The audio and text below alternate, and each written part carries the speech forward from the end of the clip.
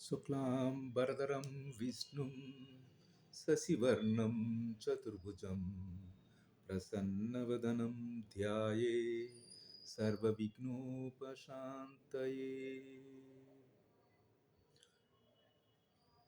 శుభోదయం. ఈరోజు అనగా 13వ తారీఖు జనవరి 2026. మనం గత వీడియోలో భగవద్గీత యథాతథమని పఠన కార్యక్రమంలో 2వ అధ్యాయం గీతాసారంలో మొదటి 20 శ్లోకాలు పఠించాం. ఈరోజు మనం దిగ్విజయంగా వినాయకుడి అనుగ్రహంతో తదుపరి 5 శ్లోకాలని పఠిద్దాం. మొదటగా 21వ శ్లోకం, గీతాసారంలోని 21వ శ్లోకం. వేదా వినాశనం నిత్యం య ఏనమజావ్యయం కథం స పురుషః పార్థకం గతాయతి అంతికం.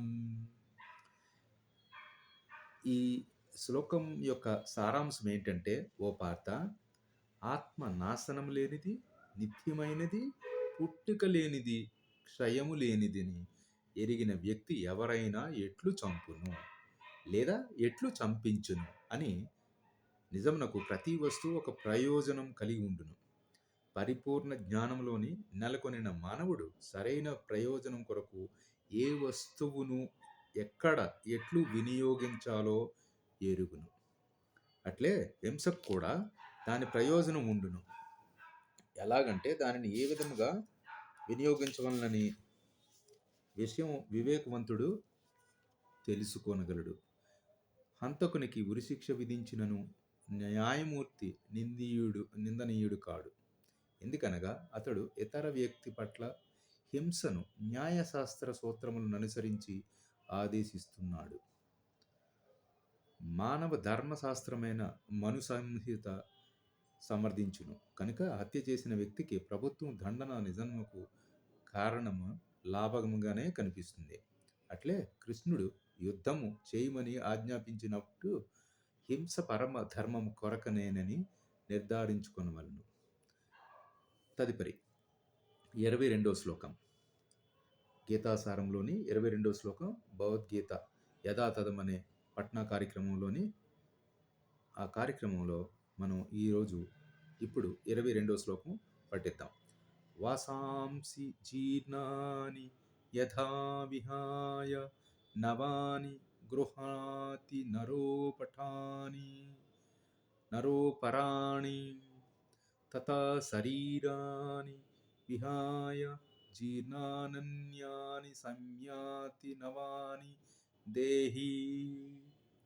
మానవుడు జీర్ణ వస్తువులను విడిచి నూతన వస్త్రములను ధరించినట్లుగా ఆత్మ జీర్ణమైన దేహమును విడిచి నూతన దేహమును గ్రహించును.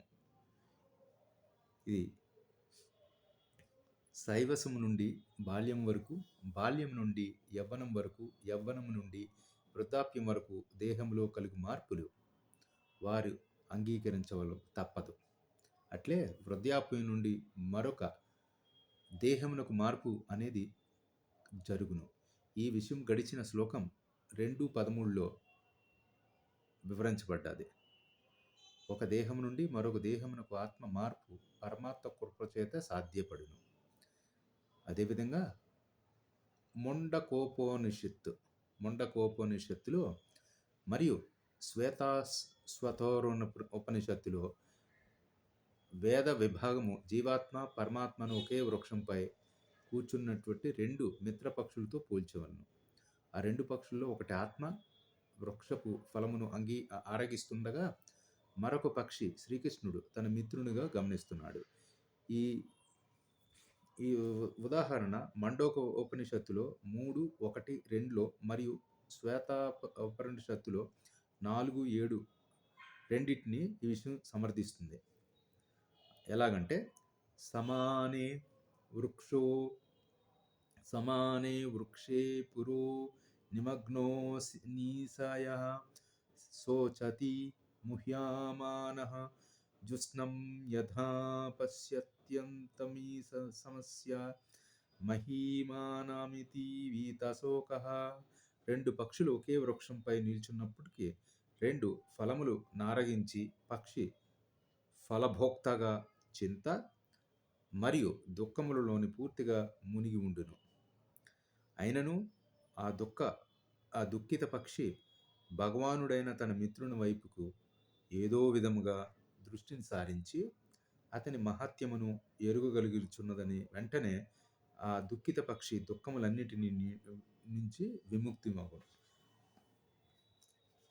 తదుపరి మనం గీతాసారంలోని 2వ అధ్యాయం భగవద్గీత యథాతథ పఠన కార్యక్రమంలో మనం తదుపరి 23వ శ్లోకం చదివే ముందు నిజమునకు ధర్మయుద్ధములో వారి దేహమును సంహరించుటకు అతడు ఆనందించవలెను.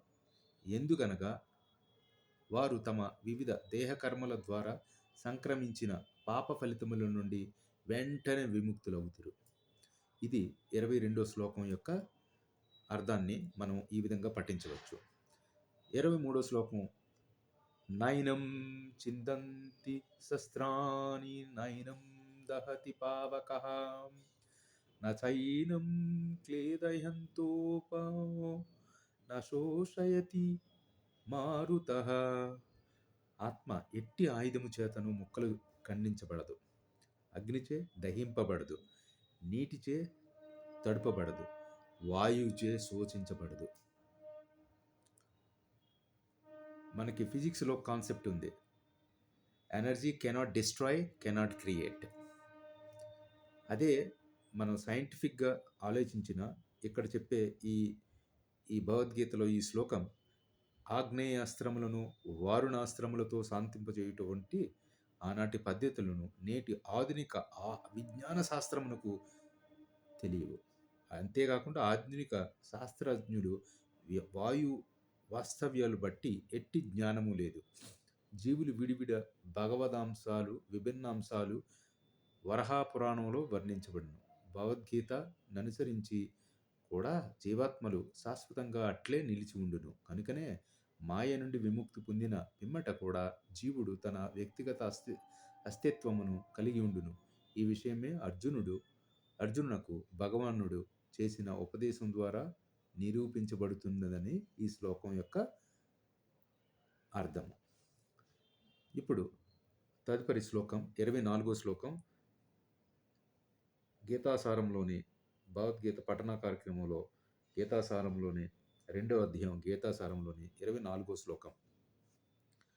అచ్చేద్యో యమాద్యాహో యమక్లేద్యో శోష్య ఏవచ నిత్యః సర్వగతః స్థాణురచలోయం సనాతనః. జీవాత్మ ఛేదించుటకు వీలులేనిది, నీటిలో కరిగించుటకు వీలులేనిది, దానికి దహించుట గాని శోషించుట గాని సఖ్యము కాదు. అది నిత్యము, సర్వవ్యాపకము, మార్పురహితము, అచలము, సనాతనమైనది ఉండును.